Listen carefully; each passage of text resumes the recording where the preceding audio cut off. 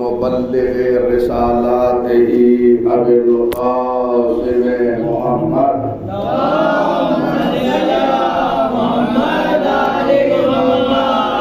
وآلہ الأطیبین الأطہرین الأنجبین لا سیما بقیت اللہ فی الارضین واللعن الدائم علی اعدائهم اجمعین من یومنا هذا الى قیام یوم الدین.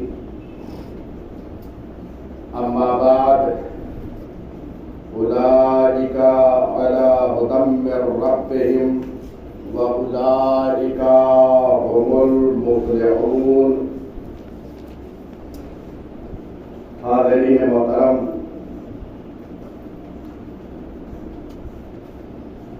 یہ درس تفسیر کا سلسلہ ہے اور ہم نے تفسیر قرآن کے سلسلے میں سورہ لقمان کو منتخب کیا ہے. کل ہم نے جناب لقمان حکیم کا مختصر تعارف کرایا تھا اور چند آیتیں اس سورے کی آپ کی خدمت میں پیش کیا تھا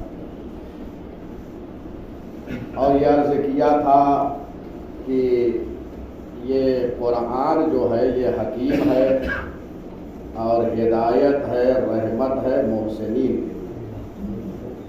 محسنین انہیں کہا جاتا ہے جو اچھے اعمال کرتے ہیں، نیک اعمال کرتے ہیں، وہ محسنین ہیں.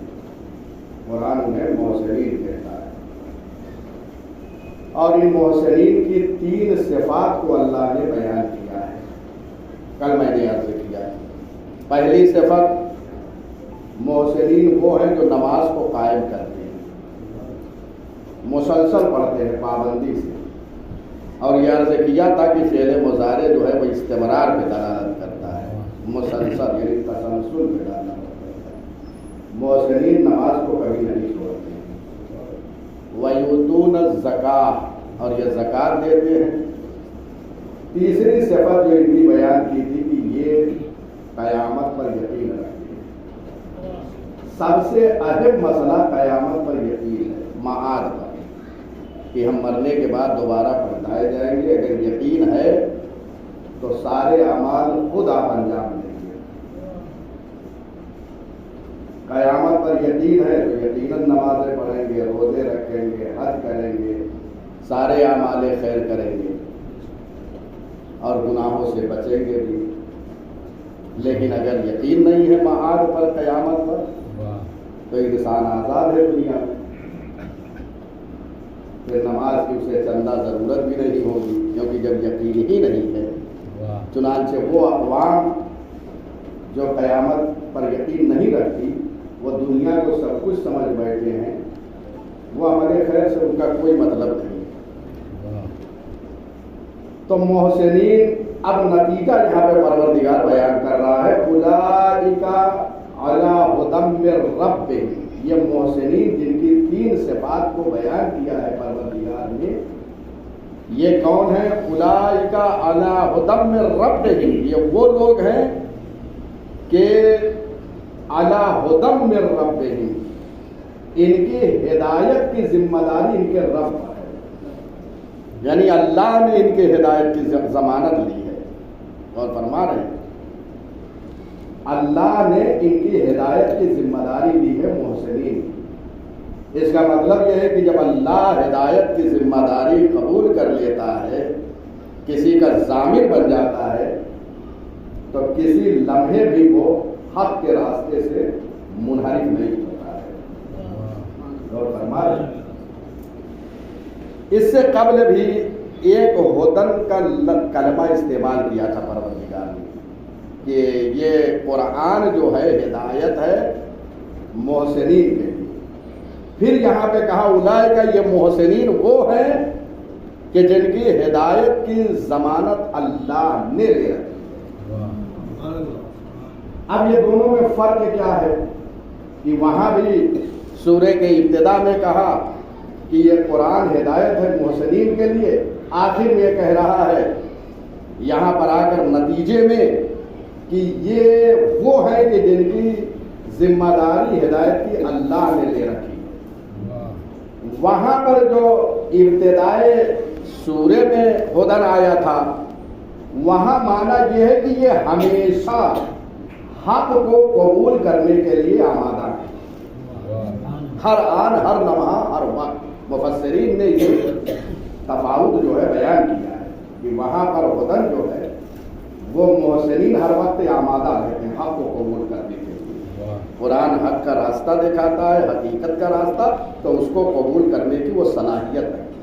یہاں نتیجے کو بیان کر رہا ہے کہ یہ ہدایت پر ہیں, وہاں ہر وقت آمادہ ہیں کہ وہ حق کے راستے کو چھوڑ نہیں سکتے, اور یہاں اللہ نے انہیں ہدایت پر رکھا ہے, ذمہ داری لے رکھی ہے. تو یہی جو ہے صاحبان ہدایت ہیں. وَأُولَٰئِکَ هُمُ الْمُفْلِحُونَ, اور یہی وہ لوگ ہیں جو نجات پانے والے ہیں, یہی فلاح پانے والے ہیں.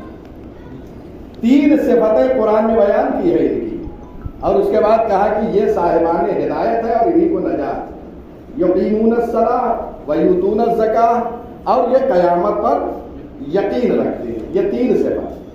اب آئیے, میں نے کل عرض کیا تھا کہ مومنین جو ہیں ان کے لیے بھی قرآن ہدایت ہے اور کیا ہے, بشارت ہے. ایک آیت میں نے پیش کیا تھا, وہ مسلسل وہاں سے ہو رہا. اور پھر ابتدائے قرآن میں ہے ہدی للمتقین, یہ ہدایت ہے متقین کے لیے. مومنین کے لیے ہدایت, متقین کے لیے ہدایت, محسنین کے لیے ہدایت.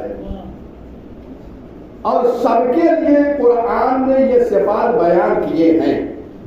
مومنین کے بھی صفات بیان کیے ہیں کہ مومنین وہ ہیں کہ جو نماز کو قائم کرتے ہیں. 3 صفت محسنین کی یہاں بیان ہوئی. اب آئیے سورہ نمل آیت نمبر 2 اور 3, وہاں کو لائحہ فرمائیے. ہدی و بشریٰ للمؤمنین, یہ قرآن ہدایت ہے اور بشارت دے رہا ہے مومنین کو. اب مومنین ہے کون؟ یقیمون الصلاۃ ویؤتون الزکاۃ وہم بالآخرۃ ہم یوقنون. یہ نماز کو قائم کرتے ہیں, زکات دیتے ہیں اور قیامت پر یقین رکھتے ہیں. یہ 3 صفات جو محسنین کے لیے خدا نے سورہ لقمان میں بیان کیے ہیں, مومنین کے لیے سورہ نمل میں جو ہے یہ 3 صفات کو اللہ نے بیان کیا ہے. اب آئیے, یہ قرآن ہدایت ہے متقین کے لیے, ان کے لیے بھی وہ صفتیں جو ہے پروردگار نے بیان فرمائی ہیں. اور ابتدائے قرآن میں ان کے لیے 5-6 صفتیں ہیں ابتدائے قرآن میں متقین کے لیے, لیکن یہ 3 صفات جو محسنین کے لیے ہیں اور 3 صفات جو ہے مومنین کے لیے ہے, وہ 6 صفات جو متقین کے لیے ابتدائے قرآن میں بیان ہوئے ہیں, 3 صفات موجود ہیں ان کے لیے. وہ آپ ملاحظہ فرمائیں. ہدی للمتقین, یہ قرآن ہدایت ہے متقین کے لیے. متقین کون ہیں؟ یؤمنون بالغیب, پہلی صفت ہے کہ وہ غیب پر ایمان رکھتے ہیں. دوسری صفت ویقیمون الصلاۃ, وہ نماز کو قائم کرتے ہیں. ومما رزقناہم ينفقون, اور جو کچھ ہم نے انہیں عنایت کیا ہے ان میں سے وہ خرچ کرتے ہیں. خرچ یعنی کہ زکات دیتے ہیں, انفاق کرتے ہیں. اب چاہے واجبی ہو اس کو بھی دیتے ہیں اور چاہے مستحب ہو اس کو بھی ادا کرتے ہیں. والذین یؤمنون بما انزل الیک, اور یہ تمام ان چیزوں پر ایمان لائے ہیں جو تم سے قبل نازل ہو چکی ہے. نبی اکرم سے پہلے جو چیزیں نازل ہو چکی ہے یہ متقین اس پر یقین رکھتے ہیں. وما انزل من قبلک, وما انزل الیک, جو تمہاری طرف نازل ہو چکی ہے. وما انزل من قبلک, اور جو تم سے پہلے جو نبی کے ساتھ جو ہے نازل ہوئی ہے ان سب پر ایمان ہے, اور جو ان سے قبل انبیاء پر جو چیزیں آ چکی ہے اس پر بھی اعتقاد اور یقین رکھتے ہیں. وبالآخرۃ ہم یوقنون, اور آخرت پر یقین رکھتے ہیں. 6 صفتیں بیان کی ہے متقین کی. 6 صفات میں 3 صفات وہ مشترک ہے جو محسنین کے لیے ہے، مومنین کے لیے ہے. 3 صفات ان کے لیے بھی وہ قرآن نے یہاں بیان کی ہے کہ وہ نماز پڑھتے ہیں اور اللہ کی راہ میں انفاق کرتے ہیں، خرچ کرتے ہیں. تیسری صفت قیامت پر یقین رکھتے ہیں. تو جب یہ تینوں صفتیں مومنین کے لیے بھی ہے، محسنین کے لیے ہیں، متقین کے لیے ہیں، تو یہی وہ لوگ ہیں جو نجات پانے والے ہیں. مومنین نجات پانے والے ہیں، محسنین نجات پانے والے ہیں، اور متقین، یہ سب کو نجات ملنے والی ہے. اور یہ قرآن کا فیصلہ ہے. متعدد مقامات پر یہ آیتیں موجود ہیں. یہ صفات جو متقین کے ہیں یہ سورہ بقرہ کی ابتدائی آیت ہیں. الحمدللہ آپ کل پڑھ چکے ہوں گے. لیکن یاد رہے اللہ نے جو ہدایت کی ان کے ذمہ داری لی ہے تو اس کا مطلب یہ نہیں ہے کہ ہم خاموش بیٹھ جائیں، بلکہ ہم پر لازم ہے کہ ہم سعی و کوشش کریں حق کی طرف جانے کے لیے. ہم بھی سعی و کوشش کریں تو پروردگار ہمیں ہدایت کرے گا. ہدایت کی ذمہ داری اس نے لے رکھی ہے تو اس کا مطلب یہ نہیں کہ ہم خاموش بیٹھ جائیں. رزق کی ذمہ داری اللہ نے لے رکھی ہے تو کیا ہم خاموش بیٹھ جائیں کہ اس نے ذمہ داری لے رکھی ہے؟ جناب مریم ان کو بھی حکم ہے بہت نہیں ہے نہیں کہ میں جس نہ چلا. جاؤ وہ درخت کو ہلاؤ، اس سے کھجوریں جو ہے تازہ تمہیں ملیں گی. تو ہدایت نے اللہ نے جو ذمہ داری لی ہے، ضامن ہے پروردگار، اس کے لیے بھی ہمیں کوشش کرنا ہے، صحیح کرنا ہے. اور اس کے لیے قرآن نے خود یہ فرمایا ہے کہ والذین جاہدوا فینا لنہدینہم سبلنا. وہ لوگ جو ہماری راہ میں کوشش کرتے ہیں، سعی کرتے ہیں، ہم اپنے راستے انہیں دکھاتے جاتے ہیں. اور فرما رہے ہیں اللہ کے راستے کی طرف جو بڑھتے ہیں، جو کوشش کرتے ہیں، جہاد کرتے ہیں، اللہ اپنا راستہ جو ہے انہیں دکھاتا ہے.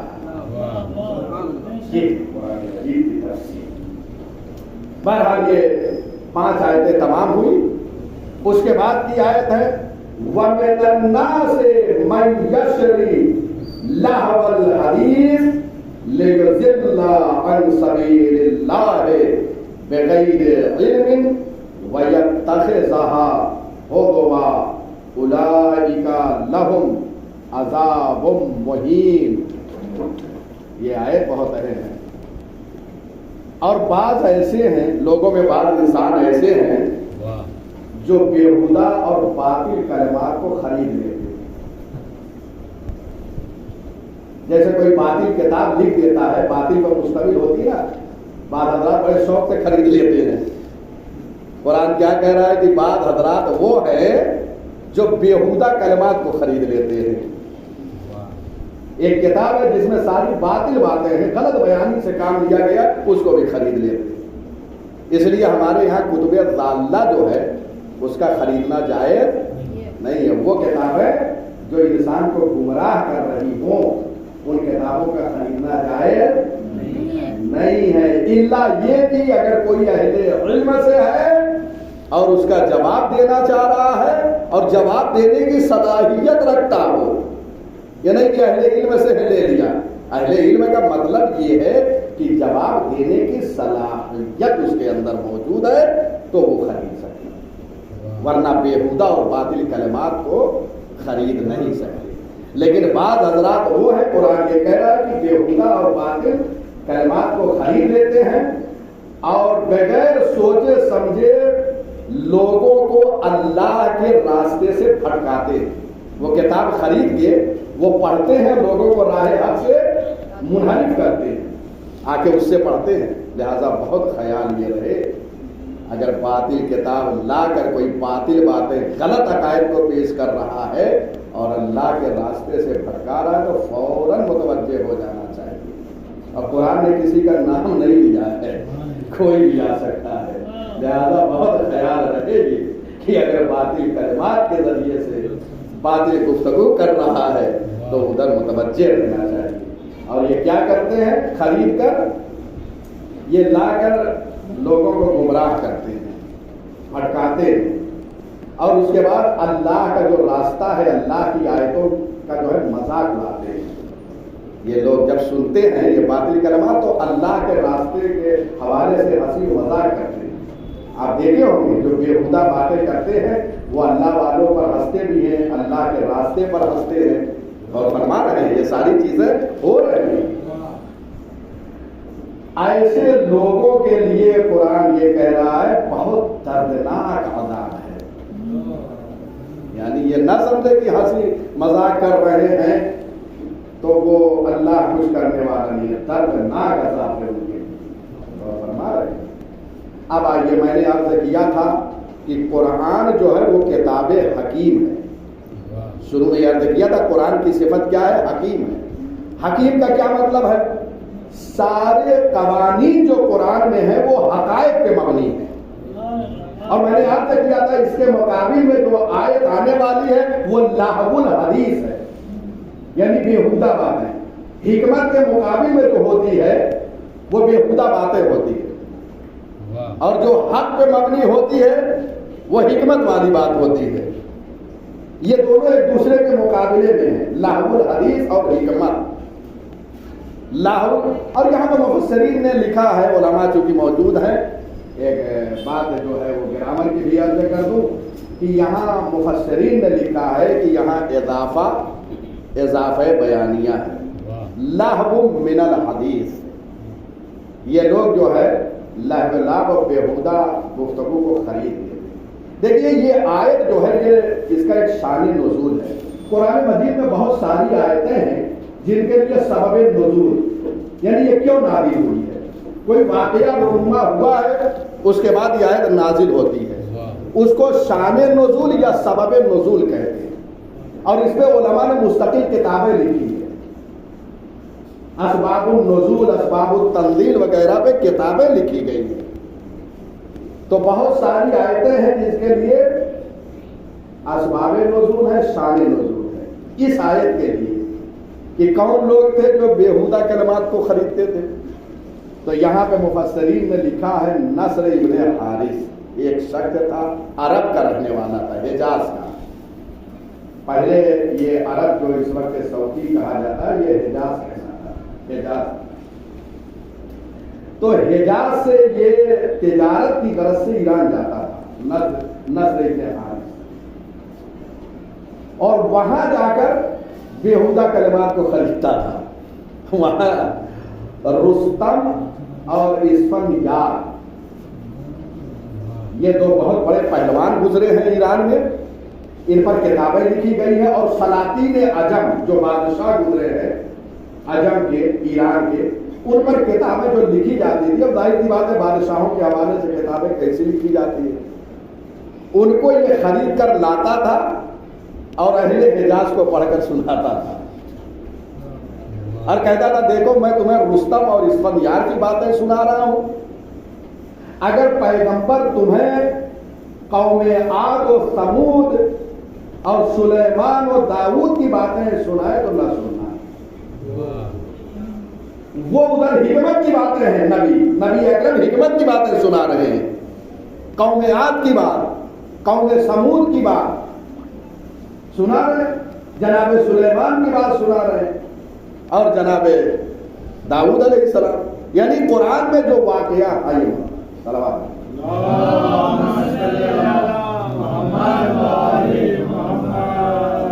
یہ سارے واقعات پیغمبر سنا رہے ہیں، اور یہ وہاں سے بےہودہ کتاب خرید کے لا رہا ہے ایران سے جو غلط بیانی پہ مشتمل ہے، اور اس کو لا کے اہل حجاز کو سنا رہا ہے، اور لوگ خوب سن رہے ہیں.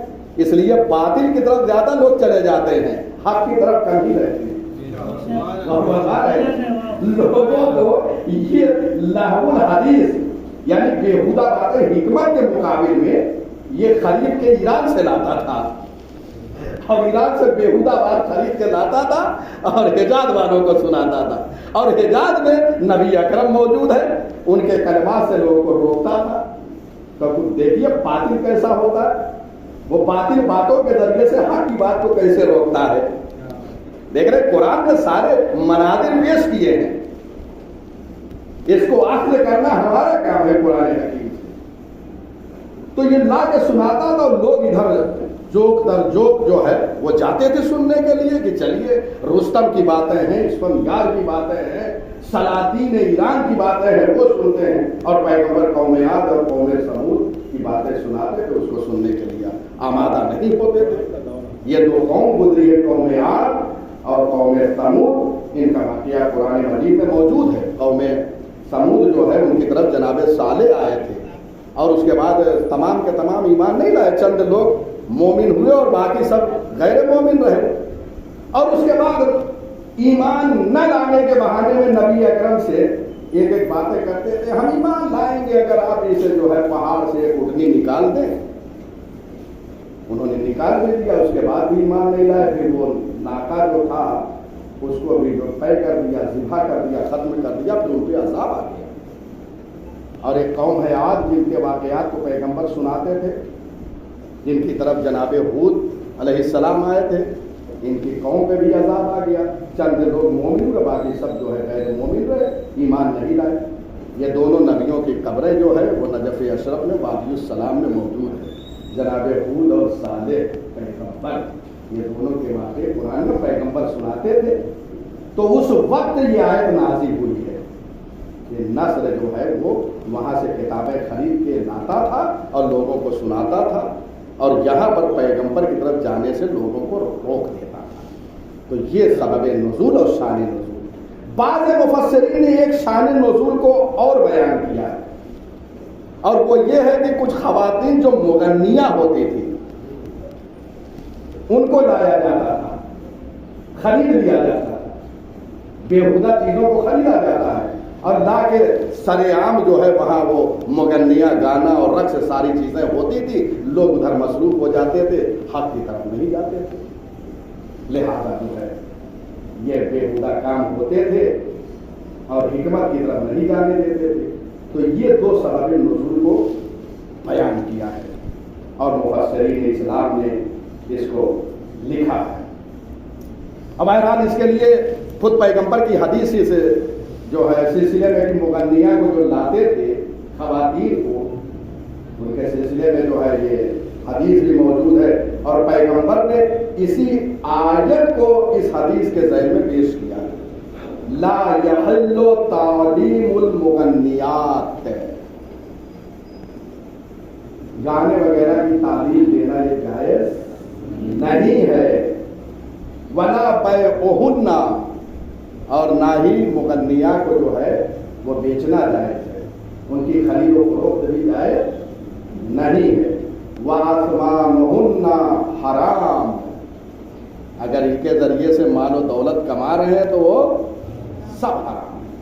بیچ دیا آپ نے مغنیہ کو اور اس سے جو پیسہ آیا وہ حرام مال ہو گیا، اور حرام مال انسان جب کھاتا ہے تو امام معصوم کے کلمات بھی اس پر اثر انداز نہیں ہوتے۔ چنانچہ امام حسین علیہ السلام نے یہ آخری خطبہ دیا ہے اور اہل کوفہ کو یہ خطاب کر کے کہا ہے تم پر میری باتوں کا اثر نہیں ہو سکتا، کیوں؟ قد ملئت بطونکم من الحرام، کیونکہ تمہارے شکم حرام سے بھر چکے ہیں۔ بہت احتیاط کرے انسان۔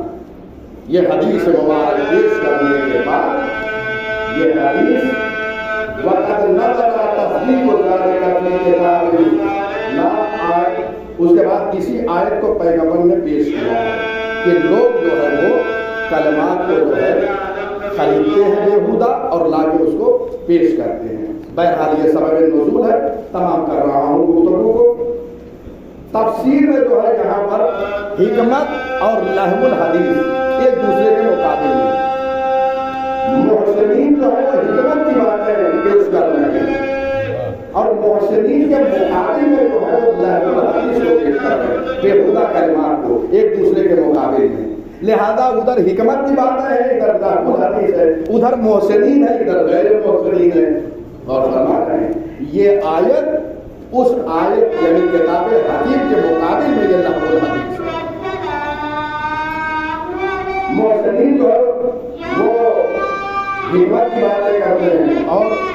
غیر محسنین جو ان کے مقابل میں ہیں وہ باطل باتوں کو خریدتے ہیں اور لوگوں کو گمراہ کرتے ہیں۔ مفسرین نے کہا لہو الحدیث کا معنی صرف یہی نہیں ہے کہ باطل کلمات کے ذریعے سے گمراہ کیا جائے، گمراہ کرنے کے متعدد اسباب ہیں، لہذا اس لہو الحدیث کو ذرا وسعت دی ہے مفسرین نے، خوب دقت کی ہے، تفسیر بہت ہے، میں تو بیان کر رہا ہوں، اس لیے کہ ہر جگہ ہر تفسیر نہیں آپ کو مل جائے گی۔ یہ لہو الحدیث جو یہاں پہ بیان کیا ہے کہ بیہودہ کلمات کے ذریعے سے جو لوگوں کو بہکاتے ہیں، اللہ کے راستے سے ہٹا دیتے ہیں، صرف لہو الحدیث کے ذریعے نہیں بلکہ اور اسباب، اس کو وسعت دے دیا ہے قرآن نے، اور بھی اسباب ہیں جن کے ذریعے سے لوگ راہ راست سے منحرف ہو جاتے ہیں۔ ان میں سے ایک راستہ کیا ہے؟ ایک راستہ شیطان ہے، وہ لوگوں کو بہکاتا ہے، اس لیے کہ اس نے قسم کھائی ہے کہ میں بیٹھ جاؤں گا صراط مستقیم پر اور لوگوں کو بہکاؤں گا، تو بہکا رہا ہے۔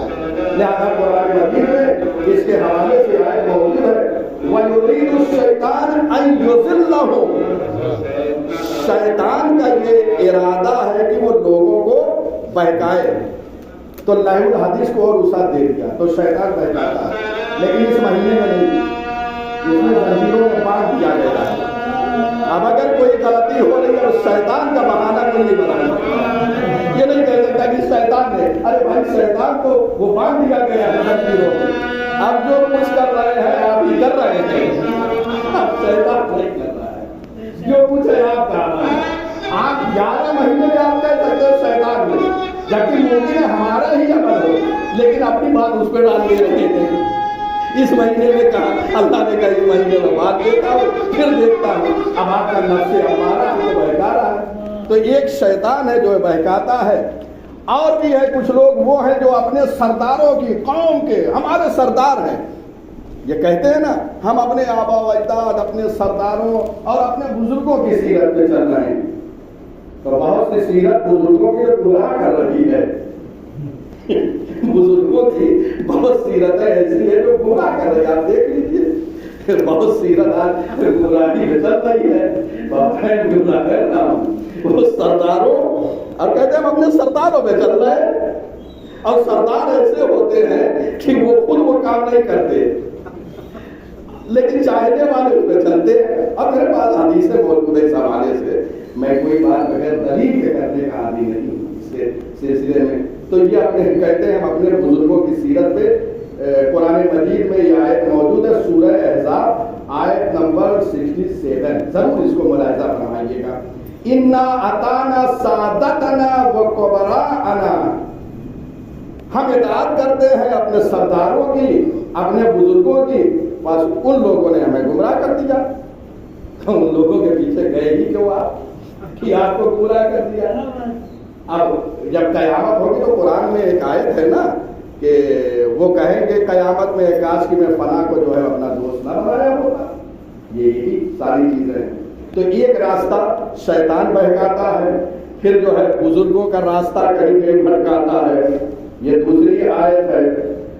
اس کے بعد بھی متعدد آیتیں ایسی ہیں جس میں بیان ہوا ہے کہ اور راستے، اچھا جو راستے سے بھٹکاتے ہیں وہ اعتقاد، سب سے پہلا عقائد سے بھٹکاتے ہیں۔ پہلا حملہ جو ہے سبیل اللہ میں کیا کیا چیزیں آتی ہیں؟ عقائد، اخلاق، یہ ساری چیزوں سے، تو اگر عقائد پہ حملہ ہو کہیں تو سمجھ جائیے کہ یہ شیطان اللہ کے راستے سے بھٹکا رہا ہے۔ غور پر بات ہے، آپ کہیں نہ جائیے، دیکھیے قرآن کہہ رہا ہے سبیل خدا کیا ہے؟ عقائد، اخلاقیات، یہ اللہ کے سب راستے۔ اگر کوئی آپ کو عقائد سے ہٹا رہا ہے تو سمجھ جائیے شیطان ہے۔ بہت آسان ہو گیا پہچاننا۔ تو یہ دونوں جو سبب نزول کو میں نے بیان کیا ہے کہ بےہودہ کلمات کو جا کے ایران سے خرید کے لا کے یہاں حجاز میں بیان کرتے تھے، یہ یہاں لوگوں کے عقائد کو جو ہے وہ باطل قرار دے رہے تھے کہ تم حق پہ نہیں ہو، اپنی طرف بلاتے تھے، یعنی ان کے اعتقادات پہ حملہ کرتے تھے۔ وہاں سے کتابیں لا کے، ایران سے کتاب لا کے عقائد پہ حملہ کیا جا رہا تھا۔ غور فرما رہے ہیں، یہ ہے وہاں سے اس پر نیاز رستم پہلوان مشہور ہے، ہر ایک جانتا ہے رستم پہلوان، یہ سب کے واقعات سنائے جاتے تھے. اور حکمت کی بات ہے, تعجب یہ ہے, بات اور عرض کر دوں کہ باطل کے لیے خوب پیسے خرچ کیے جاتے ہیں, اللہ کے لیے جو فری کی باتیں ملتی ہے وہاں لوگ نہیں جاتے. کیوں؟ اس لیے کہ پیغمبر جو ہے وہ فری میں جو ہے آیات قرآن کی تلاوت کر رہے تھے, حق کے راستے کو, حکمت کی باتوں کو بیان کر رہے تھے, کوئی سننے کے لیے آتا نہیں ہے. اور ادھر جو لہو و لیب اور بےہودہ باتیں تھی, خوب مجمع ہوا کرتا تھا. تو مجمع کو دیکھ کر فیصلہ نہیں کیا جاتا ہے. غور فرما رہے ہیں؟ یہ ساری چیزیں دیکھیے قرآن لیضل عن سبیل اللہ بغیر علم, جہالت کی بنیاد پر. اب یہاں پر مفسرین نے بغیر علم کی دو تفسیر کیا ہے. جو بھٹکا رہے ہیں وہ جاہل ہیں, جن کی بنیاد پر لوگوں کو راہ راست سے منحرف کر رہے ہیں. تو اس کا مطلب یہ ہے کہ کبھی کبھی ایسا ہوتا ہے بھٹکانے والا کچھ جاہل ہوتا ہے, نہیں معلوم ہوتا ہے, آہستہ سے ہمارا لباس اوڑھ کے آ جاتا ہے اور فرما رہے ہیں بھٹکا بھی دیتا ہے. بہت سے ایسے حالات رونما ہوئے ہیں, بہت سے فرقے ایجاد ہو گئے ہیں, بہت سے فرقے ایجاد ہو گئے ہیں. بابیت, بہائیت, آپ یہ سب کا مطالعہ کریں تو آپ کو اندازہ ہوگا کہ یہ فرقے کہاں سے وجود میں آئے. بہرحال لیکن یاد رکھیے ان لوگوں نے جو کچھ کیا ہے, یہ سودا جو کچھ کرتے رہے, بزنس کرتے رہے, لوگوں کو راہ سے ہٹاتے رہے. قرآن یہ کہہ رہا ہے فما ربحت تجارتہم, ان کی یہ جو تجارت ہو رہی تھی, بزنس چل رہا تھا, لوگوں کو اللہ کے راستے سے بہکا رہے تھے, بھٹکا رہے تھے, منحرف کر رہے تھے, تو سمجھ رہے تھے بڑا اچھا بزنس کر رہے ہیں. قرآن یہ کہہ رہا ہے کہ ان کی تجارت نے ان کو کوئی فائدہ نہیں پہنچایا. وما کانوا مہتدین, اور نہ ہی یہ ہدایت یافتہ لوگ ہیں. اب کیا ہے ان کے لیے قیامت میں؟ اولئک لہم عذاب مہین, قیامت میں دردناک عذاب. یہاں مسخرہ کرتے رہے اللہ والوں کا, یہاں حکمت کی کچھ نہیں ہوتا تھا, مہلت ملی تھی, سمجھ رہے تھے کہ کچھ تو ہو نہیں رہا ہے. قرآن کہہ رہا ہے قیامت میں ان کے لیے دردناک عذاب. بہرحال یہ متعدد تفسیروں سے میں نے مطالب اخذ کیے ہیں. تفسیر میزان, تفسیر نمونہ, تفسیر مقصد العرفان, تفسیر جوامع الجامع, متعدد تفسیروں کا میں نے مطالعہ کیا, جن کے مطالب کو آپ کی خدمت میں پیش کیا. چونکہ یہ مہینہ ماہ صیام کا ہے اور ہم اپنی گفتگو کا اختتام مسائل اہل بیت سے کرتے ہیں. آئیے, ماہ صیام چل رہا ہے, بڑے سکون میں ہیں آپ اپنے وطن میں, روزہ رکھ رہے ہیں, عبادتیں کر رہے ہیں. اگر کوئی اپنے وطن میں مجبور ہو جائے, اگر کوئی اپنے وطن میں مظلوم ہو جائے, تو اس سے بڑھ کر کوئی مظلومیت نہیں. ارباب اعظم, میں نے بہت یہ سوچا تھا کہ شہزادی کا ذکر صرف ایام فاطمیہ میں ہوتا ہے, اور ہم نے یہ عہد کیا ہے کہ شہزادی کے قاتلوں کو دنیا کے سامنے پیش کر دیں گے, اور اس کے لیے ضرورت یہ ہے کہ ہر زمانے میں شہزادی کے مسائل کو بیان کیا جائے. مدینہ شہزادی کا گھر ہے نا, یہاں رسول اللہ رہتے تھے. کیا کوئی اپنے وطن میں اس طریقے سے مظلوم واقع ہوتا ہے جیسا کہ شہزادی مظلومہ واقع ہو گئی؟ اے ارباب اعظم, میں پڑھ رہا تھا مقتل کو, 4 جملے مجھے ایسے ملے ہیں جو دل کو ٹکڑے ٹکڑے کر دے رہا تھا. حضرت زہرا کی پہلی مظلومیت یہ ہے کہ جس دروازے پہ رسول آ کر سلام دیا کرتے تھے, اس دروازے کو آگ لگا دی گئی. ایسا بولتے ہیں, اس دروازے کو آگ لگا دی گئی, اور آگ کے شعلے مدینے میں بلند ہے. یہ مظلومیت کی انتہا ہے. لیکن جب یہ آگ آگے بڑھی تو شام غریبہ میں, کربلا میں حسین کے خیموں کو نظر آتش کر دیا گیا. آپ نے سن لیا, یہ مدینے میں سیدہ کے دروازے کو آگ لگائی گئی. یہاں کے آگ کے شعلے جب بلند ہوئے تو کربلا میں خیام حسینی میں آگ لگ گئی. ہاں, دوسری مظلومیت جانتے ہیں سیدہ کہ کیا ہے کہ یہ جلتا ہوا دروازہ سیدہ کو گرا دیا گیا. اور جانتے ہو کہ جناب زہرا کا عالم یہ ہوا کہ ان کی پسلیاں ٹوٹ گئی اور ایک میخ آ کر سینے میں پیوست ہو گئی. ہر بابے ایسا رونے کے لیے زندگی بھر یہی کافی ہے. اتنا ورم شہزادی کے بازوؤں میں آ گیا تھا کہ شہزادی تصویر نہیں پڑھ پاتی تھی. اجرکم اللہ. یہ دوسری مصیبت ہے نا. یہاں پر سیدہ کے پہلو کو توڑا گیا. ارے ذرا کربلا میں آ جائیے. حسین کی شہادت کے بعد 10 ملعونوں نے گھوڑے کی نال بندی کیا. حسین کے لاشے پر گھوڑے دوڑا دیے گئے. ارے حسین کی ہڈیاں چور چور ہو گئی. اجرکم اللہ. پہلی مصیبت یہ ہے کہ آگ لگائی گئی. کربلا میں وہ آگ آئی ہے.